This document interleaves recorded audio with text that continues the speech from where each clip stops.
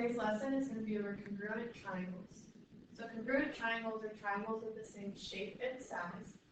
This means that all corresponding parts, when we say parts, we're talking about the angles and sides of the triangle. Those are the two parts. So this means that corresponding parts are going to be congruent. And when we say corresponding parts, we mean parts that are sitting in the same spots. So when triangles are congruent, only when they're congruent, we can write a congruency statement.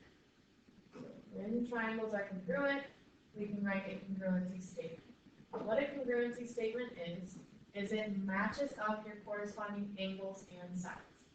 So a congruency statement is going to be triangle congruent to triangle. And this only can happen if they're actually congruent.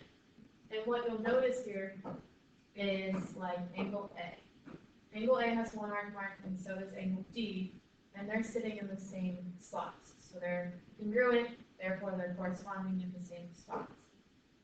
Angle B has two arc marks, so does E. So those are congruent, they should be sitting in corresponding spots, which they're both in the middle of the statement. And then finally, we have angle C has 3, angle F has 3, so they're congruent, and they're both sitting in the back of the statement. So your corresponding parts need to be sitting in the same spot of your congruency statement. The last thing here, and we'll work more on this as we get into proofs, but it's called CPCTC. And what that is that says corresponding parts of congruent triangles are congruent. So what that means is that once your triangles are congruent, or when you know your triangles are congruent, you can say that every angle is congruent to another one, the one it corresponds to, and every side is congruent to another one, the one it corresponds to. Alright, let's look at number 3. So we are told that we have two congruent triangles. Based off of the statement, we can figure out what is congruent to what. So going through my statement, I know that angle K is congruent to angle A, and so I want to mark that, because they're both sitting in the front of my statement. I know that angle P is congruent to angle Y, because they're both in the middle of my statement. Notice how I made two arc marks now, because I already used one.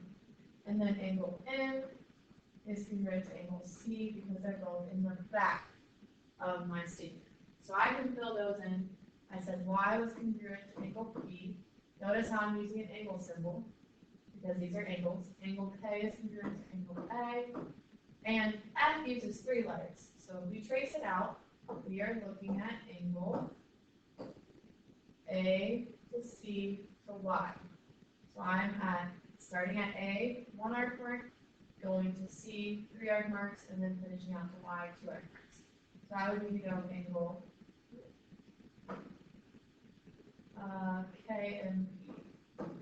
And you could also make this, you don't have to match up the angles in this statement, so it could be P and K. What matters is that your middle letter is N, because that's the angle it's congruent to the 3 arc mark. If I'm doing sides, now sides you need to look at 2 letters at a time. So if I look at K and P, they're the first 2 letters. A, P are my first 2. They should be congruent to my first 2, which are A and Y. P, M are my back 2. They should be congruent to Y, C, because those are my back 2. And then that would leave K, M, first and last, congruent to C, A, first and last. So KM, I said, was congruent to CA. That could also be AC, or it doesn't matter as far as that's concerned. CY is congruent to PM, could also be MP. And PK is congruent to YK, could also be AY. Notice how I have that second line. Alright, when it comes to the triangles, we want to spit out a congruent triangle. And the order matters. So I'm going from M to P to K. So 3 arc marks to 2 arc marks to 1. I need to repeat that order. 3 arc marks is C, 2 arc marks is Y, 1 arc mark is K. And the next one, YAC, I'm going from 2 to 1 to 3. So from 2 is P, 1 is K, 3 is M. Alright, Alright, so something I want you to know here is that the symbol in between all of these are congruent symbols.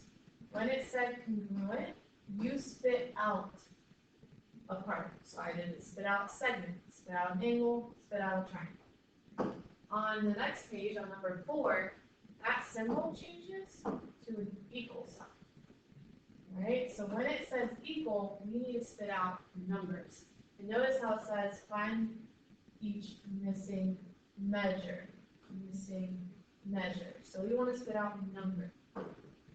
Alright, so if I'm doing the first one, and you can go ahead and mark up your triangle, that's helpful for you. So you can go ahead and pause the video and mark it up. Alright, so if I look at my 2 marks, BN has 3, so does WS, so that would, oops, I did what I could. That would make it equal to WS, which is 9 centimeters. TW has 2 Arctic marks, so does FN, so that's 14 centimeters. And then BF has 1, and so does TX, so that would be 17 centimeters. Angle W has 3, and angle N has 3, so that would be 82 degrees.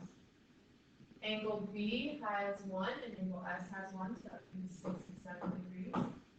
Angle F has 2, and so does angle T, but I don't have any measurement in either of those. But I do have 2 of my 3 angles of a triangle. So 180 minus 82 minus 67, and we're going to get 31 degrees. Alright, so let's mark up, pause, and mark up our triangle again on the next one, on number 5. Alright, notice the type of triangles that we have here. We have our sausage triangles. Because I have 2 sides, the legs, congruent to each other for both triangles.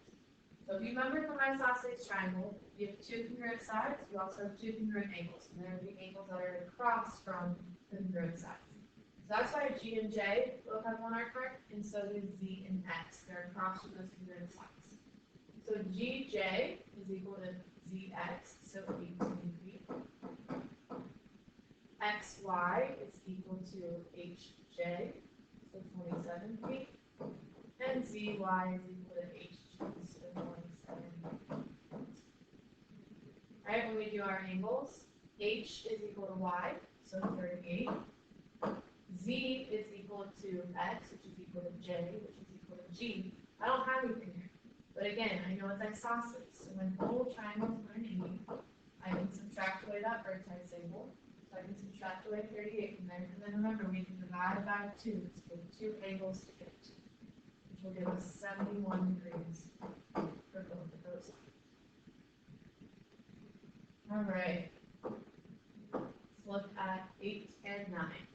In geometry, if they don't give you a picture, you need to roughly draw a picture. So it's nothing drastic, just a rough sketch of D, E, and F, and then J, K, and L.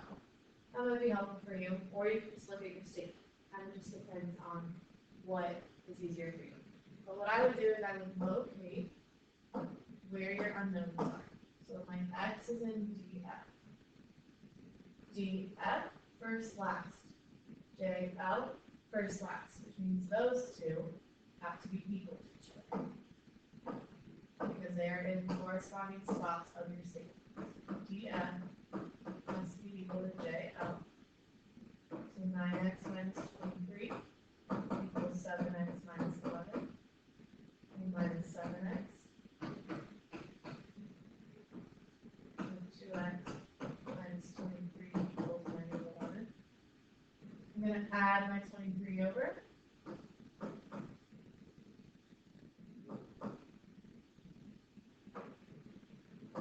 And then divide by 2, so x is 6. So then when I go to do JK, JK are your first 2 letters. So figure out what your first 2 letters are, match those up, and solve for y on your own. And then enter it in when they ask you to. Alright. Draw a picture on this guy. I'm going to look at angle M, which is for my y's. So angle M is the first one, which means it should correspond to the first one, which is angle Q. Magically, I don't have angle Q though. What I do have though, I have that angle R is 32, and angle S is 84. So I have two of my three angles inside of my triangle, so I can find angle Q. It would be 180 minus the two angles they give you,